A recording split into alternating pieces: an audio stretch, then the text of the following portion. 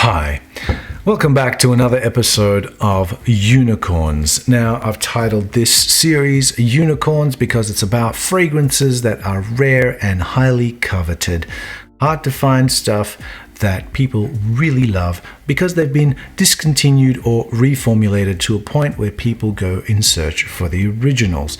And we're going to break down the fragrance, we're going to talk about it, we're going to maybe tell the story of it and how it came about, but hoping that we can make a judgment call on whether or not they're actually worth the price, because all of these fragrances are stupidly expensive to find. And where you're going to find it? You're going to find it on the grey market. And of course, that's where they all live. Yves Henri Donat Mathieu Saint Laurent, also known as Yves Saint Laurent. Now, totally butchered his full name, but Yves Saint Laurent I can say pretty okay.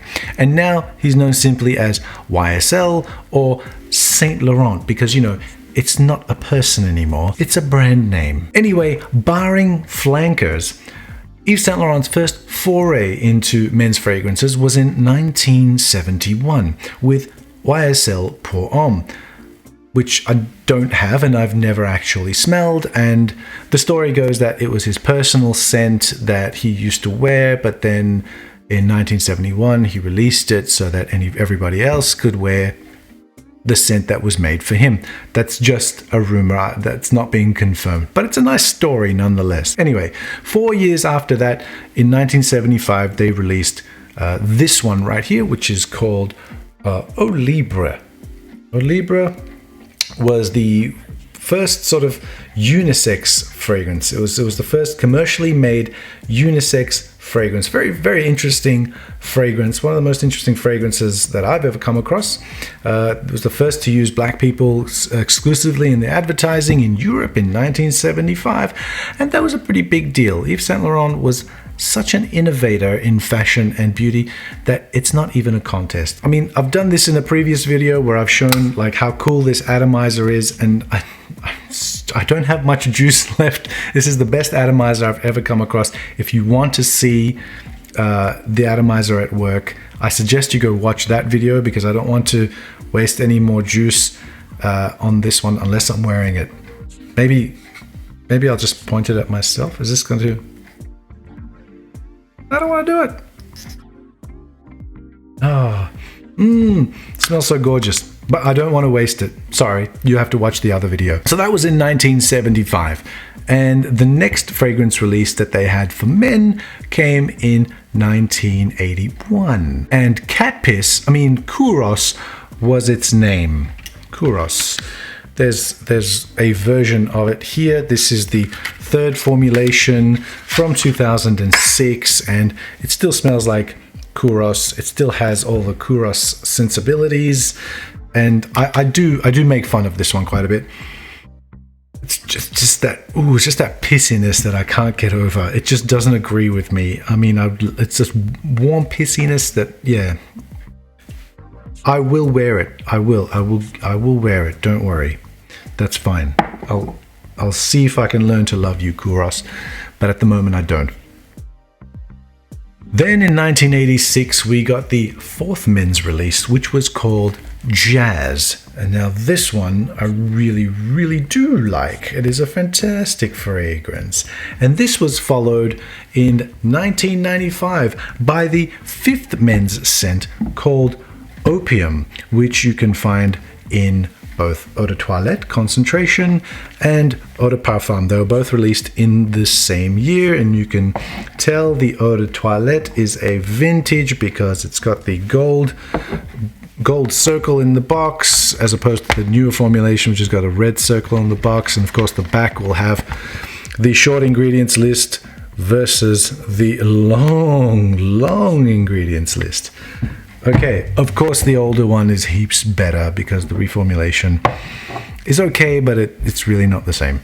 And then in 1998 we got men's fragrance number 6, which is this one right here. It is called Live Jazz, which was not a flanker of jazz because they smell nothing alike. They smell absolutely nothing alike. So it's not a flanker. Live Jazz is not a flanker of jazz. It's its own release. And Yes, the bottles are very similar. The names are very similar. The fragrances do not share any DNA at all. Maybe they share a few notes, but not the same as my channel. Actually, the flanker for Jazz was called Jazz Prestige, which was a nicer, smoother version of Jazz, which I don't have. Live Jazz was its own thing. Fight me. And then in 2002, we got the 7th men's fragrance release by YSL, called simply M7. M being for male, and 7 being the 7th fragrance for men. I have loved the name of this fragrance for years. I always thought it to be so mysterious and beautiful. What does it mean, I thought to myself. The mystery being in its simplicity, and the beauty was the void that my mind filled with a narrative. And I don't think I'm alone. We are, after all, narrative-driven creatures, and we do need a story that speaks to us. M7 broke new ground in perfumery and paid dearly for doing so with poor sales, and now, decades later, it's exacting its revenge by making us pay dearly for it.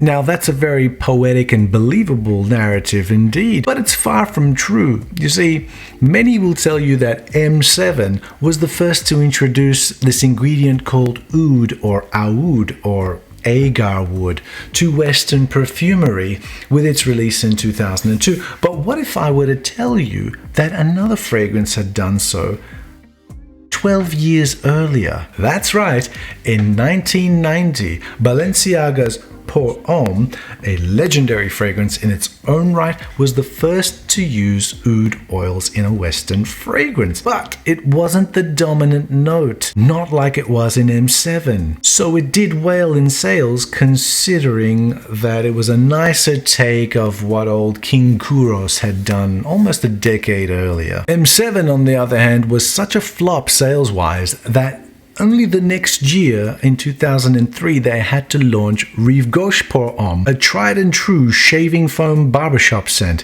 And then, of course, the year after that, YSL had to release M7 Fresh to see if it could muster up any sales interest from the market. And M7 itself was relegated to the bargain bins. You could pick this up for less than $30 in some places. Hindsight is a bitch with perfect eyesight. People weren't really ready for oud back then, even if it was a very palatable, unskanky, non-barnyardy, non-beast mode derivation of it. I mean, don't get me wrong, M7 had its fanatics, but they were not the masses that the financially troubled YSL were waiting for. They were a very small contingent of the marketplace. Gee, I wish there was a word I could use to describe this. Anyway, the fragrance itself had 3 main accords to my nose. The citrus up top, which was supported by this herbal rosemary to give off this dentist clinic type of vibe or hospital type of vibe. And then you get the clean oud supported by the earthy vetiver, which then dries down to this amber base supported by musk. It is mysterious and beautiful, the mystery being in its seemingly simple composition, and the beauty is the void my mind fills in with a narrative. And I don't think I'm alone. In 2005, a lot of fragrances got reformulated due to incoming IFRA regulations, and you can tell which version of M7 you have by the length of the ingredients on the back of the box, but the bottle didn't change at this point. It was still all sort of like brownish sort of glass. And by most accounts, the scent didn't really change all that much either. But then in 2008, we got a real reformulation because the distributors for YSL perfumes changed hands because they were bought by L'Oreal. And then the bottle also changed, and now it was a clear glass bottle with like a brown sticker on one side. I think it was a sticker, it wasn't painted on. I haven't actually ever seen that bottle in person. I'm pretty sure this got continued in 2009. And then in 2011, YSL decided to relaunch some of their classics in this La Collection line. They did jazz and stuff as well. But then here we got M7's Oud Absolu, which is this one, right here, which is my pick of the bunch because whilst it's very close to the original in the opening and slightly different in the mid because of the addition of patchouli, even though there is patchouli in the original as well, but it's not as pronounced as it is here, and because Oud Absolu dries down to myrrh instead of amber. And I like myrrh more than I like amber. So it's just a personal choice for me that I like this one more than I like the original. And I've smelled the original many, many times. And I even had a decant of it as well. And I went through that. Which is really weird because there's also cyst in here. See if you can see that it says cyst here. Like that. That is short for Cistus labdanum, which is one of the main elements of creating the amber accord anyway. So it does share a lot of similarities, but the myrrh is in here and it's more prominent in the base, and I do like that better. But of course everybody has to go and compare this to the old one, don't they? I mean, they even gave the fragrance a different name. It says Oud Absolu on it. But the one thing that the original does heaps better is performance. It knocks it out of the park. That thing had such great longevity. But then in 2015 they reformulated the reformulation. And you can tell because it no longer said Oud Absolu, it just said M7, and it didn't have this black covering. It's the same bottle shape, but it was just all clear glass, and it just says M7 on it.